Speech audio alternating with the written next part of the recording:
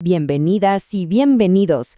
Hoy vamos a explorar un tema fundamental, la regulación emocional, pero no solo como una habilidad individual, sino como el verdadero cimiento sobre el que se construyen los equipos de alto desempeño, esos que son realmente sostenibles en el tiempo. Analizaremos cómo pasar de la teoría a una práctica real y constante de inteligencia emocional colectiva. Para organizar nuestro análisis, seguiremos esta ruta. Primero, nos detendremos en el momento de la reacción. Luego, ampliaremos la mirada más allá de la persona para entender al equipo como un sistema. Después, veremos herramientas prácticas con la escalera de la regulación. Profundizaremos en la diferencia clave entre reaccionar y responder. Y cerraremos con una invitación a la acción concreta. Comencemos por el principio, por ese instante que, sin duda, todas las personas hemos vivido en el trabajo. Me refiero a ese momento de alta presión en que nuestras intenciones y nuestras acciones, de alguna manera, se desencuentran. Hagamos una pausa y pensemos en esto. No se trata de una autocrítica, sino de una observación honesta. Quizá una respuesta que fue un poco desmedida, o, por el contrario, nos quedamos en silencio cuando queríamos hablar. Tal vez una decisión tomada con demasiada prisa, o una conversación importante que evitamos. ¿Qué fue lo que faltó en ese instante?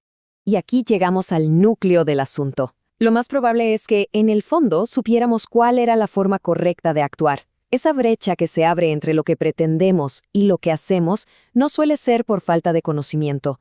Es por falta de regulación emocional en ese momento preciso. Ahora, es clave que nos movamos del plano individual al contexto más amplio, al sistémico. Porque nuestras respuestas emocionales no suceden en el vacío, ocurren dentro de un sistema vivo y complejo, nuestro equipo. Autores como O'Brien, de hecho, nos recuerdan una premisa fundamental de la teoría de sistemas. Cualquier cambio significativo en una organización o en un equipo, en realidad depende de la condición interna de las personas que lo componen. La transformación que vemos afuera siempre empieza por dentro. Entonces, ¿cuál es ese factor determinante para que un equipo funcione bien?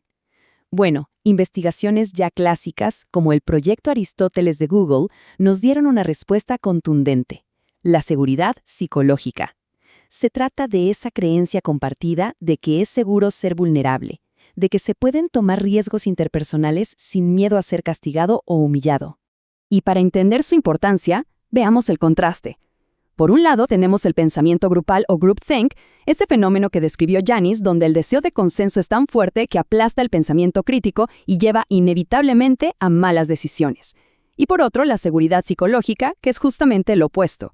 Es el terreno fértil donde las personas se atreven a disentir, a cometer errores, y es ahí donde florecen el aprendizaje y la innovación.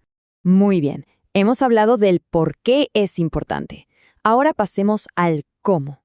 Vamos a ver un marco estructurado, una especie de caja de herramientas, para desarrollar esta capacidad de regulación en tiempo real.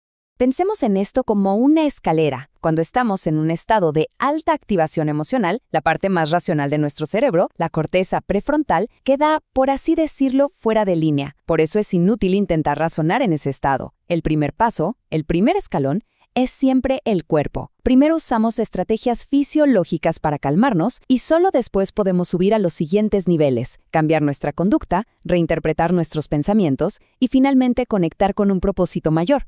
Y para saber por dónde empezar, qué estrategia usar, tenemos esta herramienta de diagnóstico muy simple, los 4 filtros. Hacernos estas preguntas clave nos ayuda a entender el origen de nuestra reacción. ¿Es algo físico? ¿Un pensamiento? ¿Una emoción? Y así podemos elegir la intervención más efectiva para ese momento particular. Con todo esto, llegamos ahora al concepto central de nuestro análisis, a la distinción que, en mi opinión, lo cambia todo. Me refiero a la diferencia fundamental que existe entre reaccionar y responder. Miren, reaccionar es un acto reflejo. Es automático, casi instantáneo y está gobernado por la amígdala, la parte más primitiva de nuestro cerebro. En cambio, responder es un acto consciente, es una elección deliberada que solo puede ocurrir en ese pequeño espacio de tiempo que logramos crear gracias a la regulación.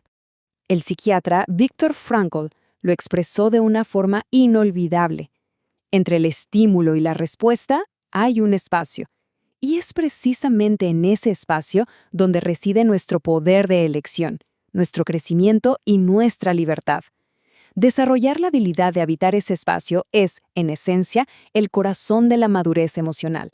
Entonces, ¿qué significa que un equipo sea emocionalmente sostenible? No significa que no haya conflictos o presión, por supuesto que no. Significa que ese equipo ha desarrollado la capacidad colectiva para atravesar la adversidad sin que eso destruya la confianza o agote a sus integrantes. Para ir cerrando, quiero que pasemos del aprendizaje a la aplicación. Porque el conocimiento, como sabemos, solo se convierte en una verdadera habilidad cuando lo ponemos en práctica de forma consciente y repetida. La primera invitación es a pensar en una sola cosa.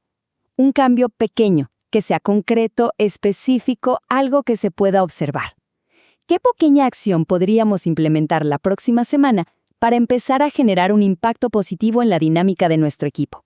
Y finalmente, les dejo esta última reflexión, que es quizá la más potente, porque es en esas conversaciones difíciles, esas que a menudo posponemos, donde se encuentra el mayor potencial de crecimiento, tanto para cada persona como para el equipo en su conjunto.